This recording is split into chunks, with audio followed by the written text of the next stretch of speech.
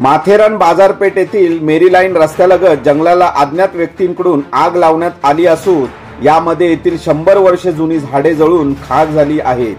जीवितहानी झाली नसली तरी निसर्गाची हानी मात्र मोठ्या प्रमाणात झाली आहे.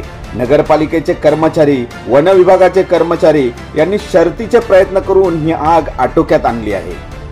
बुधवार दिनांक 12 रोजी सकाळी जामा मस्जिदीच्या पश्चिमेस असलेल्या जंगलात आग लागलेली काही नागरिकांच्या निदर्शनात आले.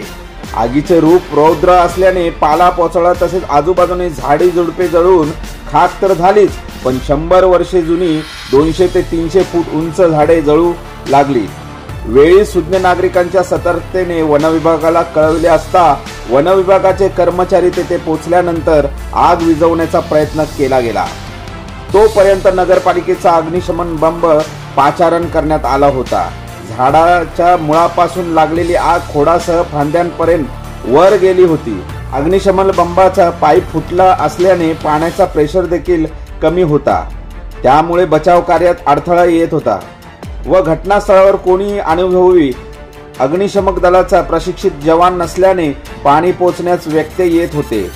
नगरपालिकेचे कर्मचारी अन्सार महापुळे यांनी शिडीचा आधार घेऊन पाणी मारून मोठी झाडे वाचवण्याचा आटोकाट प्रयत्न केला आणि त्यात ते यशस्वी देखील झाले.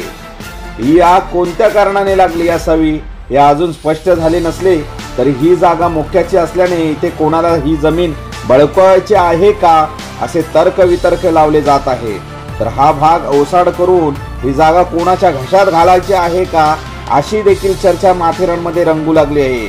मात्र ही जागा वन विभागाची असल्याने वन विभाग कसा तपास करते याकडे सर्वांचेच लक्ष लागले आहे. याच परिसराच्या बाजूची वन विभागाची जागा हॉटेलवाल्यांच्या कंपाऊंडला जोडली आहे.